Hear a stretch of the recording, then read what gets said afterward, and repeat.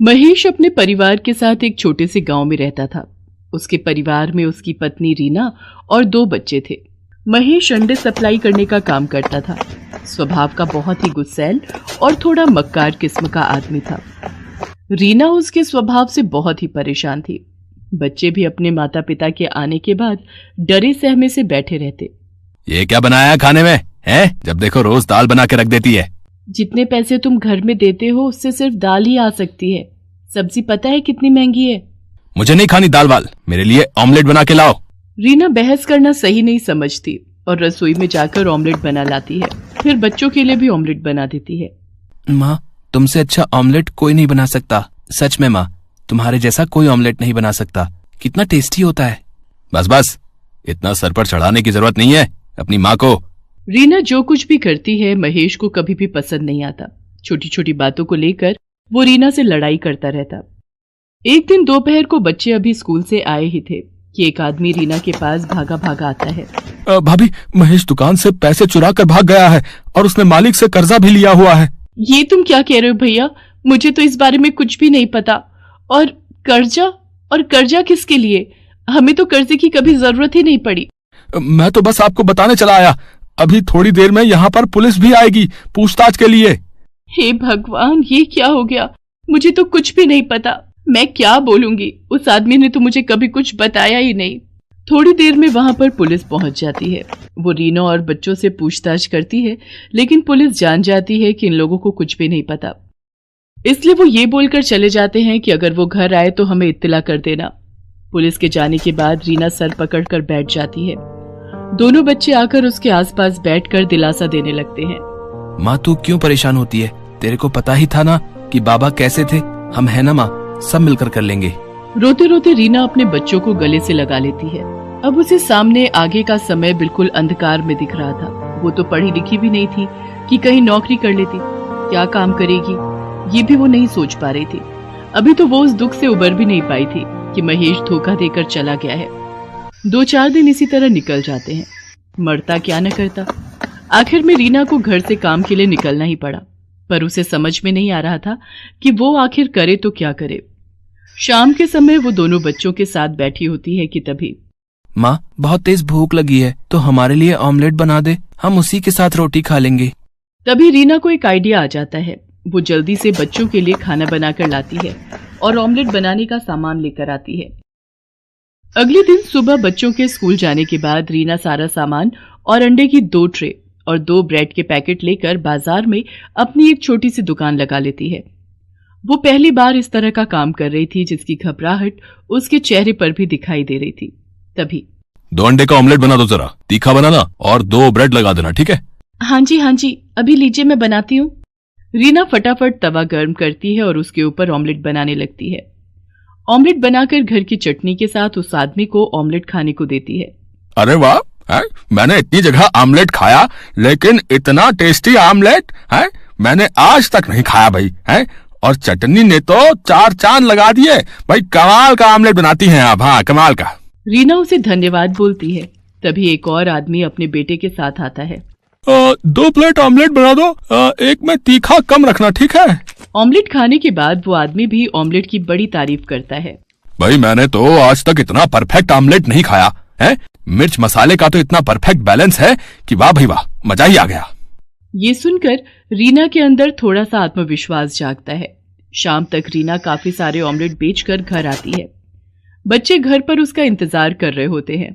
अपनी माँ को पहली बार काम से आता हुआ देखकर वो दोनों भागकर अपनी माँ के लिए पानी और चाय बना लाते हैं। माँ तो कितनी अच्छी है, तुझे हमारी कितनी फिक्र है। बाबा ने एक बार भी हम लोगों के बारे में नहीं सोचा और हमें इस हालत में छोड़कर चले गए।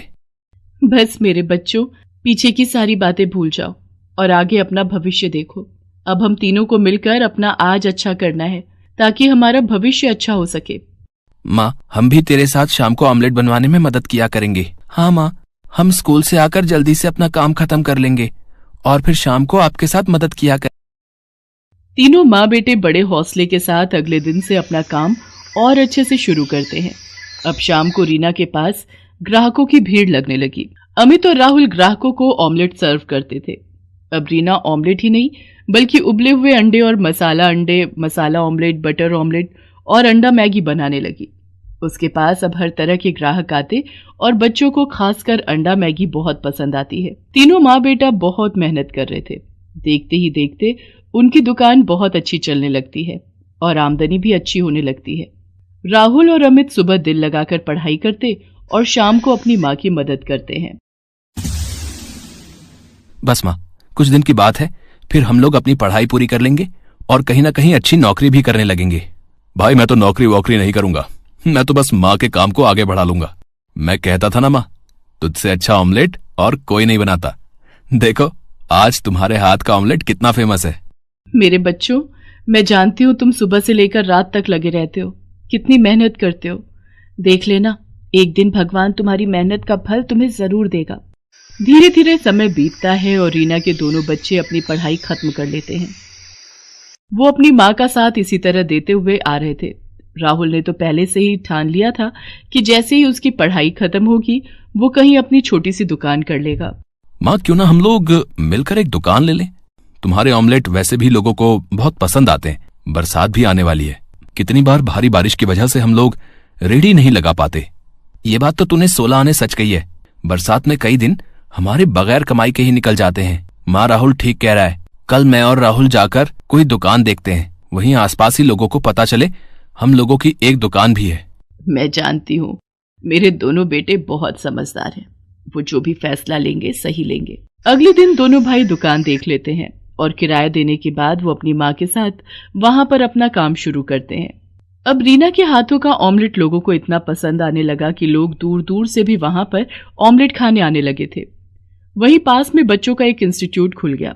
अब बच्चे वहां पर आते और सीधा रीना की दुकान पर बैठ जाते। राहुल अमित आज भी अपनी माँ की मदद करते हैं। आंटी, अपने हाथ का सबसे तीखा वाला ऑमलेट बनाना। मेरे लिए तो अंडे वाली मैगी बना देना। तूने कभी आंटी के हाथ की अंडे वाली मैगी खाई है? सच में मजा आ जाता है, इतनी टेस्टी कि पूछ मत। घर पर कई बार ट्राई किया पर आंटी के हाथों जैसा स्वाद कभी नहीं आया। अब मैं ज्यादा नहीं सोचती और मैगी खाने सीधा यहीं चली आती हूँ। रीना को बच्चों के मुंह से अपने खाने की तारीफ सुनकर बड़ा अच्छा लगता है और वो और भी लगन और प्यार से उन बच्चों के लिए अंडे बनाती है।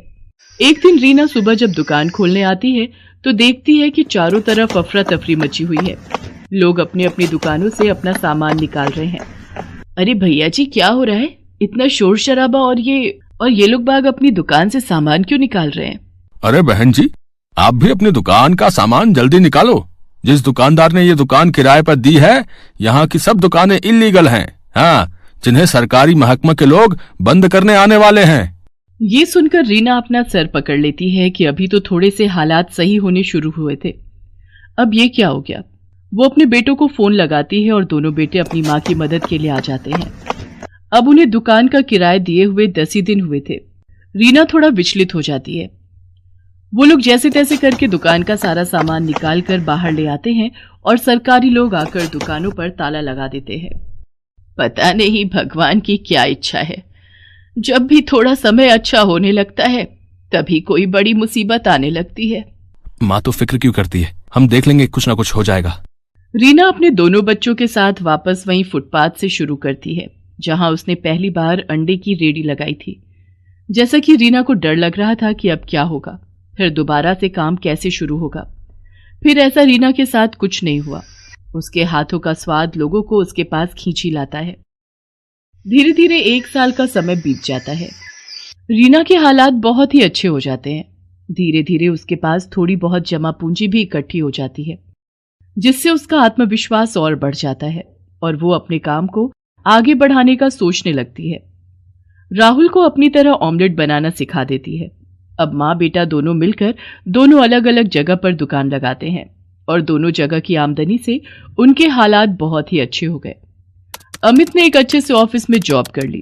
आखिर में एक गरीब अंडे वाली ने अपने आप का